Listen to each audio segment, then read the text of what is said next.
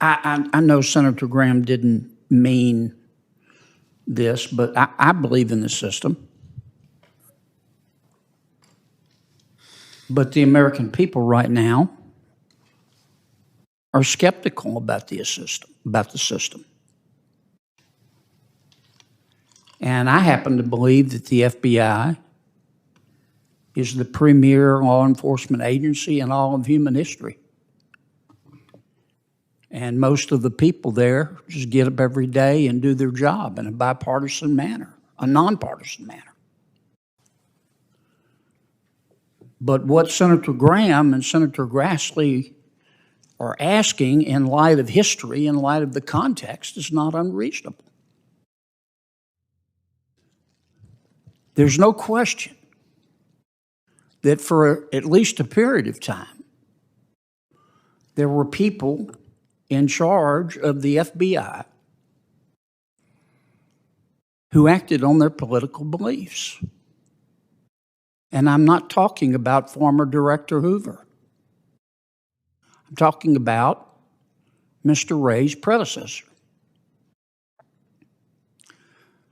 The director of the FBI at that time decided that he was going to investigate not one, but both presidential candidates. With respect to one, he decided to proceed, with respect to one of those candidates, he decided to proceed on the basis of information that we now know was manufactured by that candidate's opponent, which we call opposition research. In terms of the second presidential candidate, Secretary Clinton, she was investigated. A reasonable person can debate whether or not she should have been, but the FBI director at that time called not one, but two press conferences to talk about the investigation. And after he concluded it, he then opened it back up. And then he called a second press conference. It might have cost Secretary Clinton the election. Now, the American people have seen all this. And in many cases in government and democracy, it's not the substance, it's the perception. And I don't know in this instance, now that the question has been raised, why FBI Director Wray and our Attorney General can't answer Senator Graham's and Senator Grassley's question and put this to rest. Senator, I'm just thinking about the timeline. This form, FD 1023, one specific one we're talking about here, came up during the Trump administration. The FBI received this information during the Trump administration. And for whatever it was worth, it was communicated to President Trump's Attorney General, Bill Barr, as well as the FBI. They were in on the conversation as well. Think about the timeline of when it occurred. What was happening in America during that timeline? We were just about to vote on the re-election of President Trump and whether the American people would have him for another term. And now his Attorney General has this information, which some have alleged shows a $5 million bribe to the President of the United States, Joe Biden. Attorney General Barr has this information before the election, and we didn't hear about it.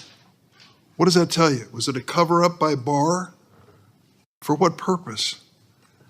This has now become a sinister conspiracy, but I think the timeline argues that it isn't, that there was disclosure and obviously lack of credibility in this FD 1023. Meanwhile, David Weiss is still hot on the case years ago in Delaware as the U.S. Attorney of Hunter Biden. He supposedly, from what I'm told here, was given the same information. Nothing happened. Maybe that means it's not credible. Maybe that means that these reasonable Republican leaders under President Trump decided it was not credible to pursue it. But now it's back again, coincidentally with a week when the former president's appearing before a judge in Florida. It just happens to surface again.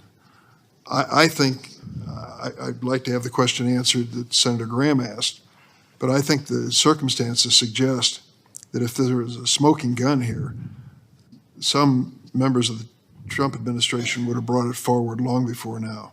Mr. Chairman, there's a lot of wisdom in your words. But once again, you have to consider this in context. You correctly described a 1023. When Senator Grassley first raised this issue, after the whistleblower came to him, the FBI wouldn't even acknowledge there was a 1023.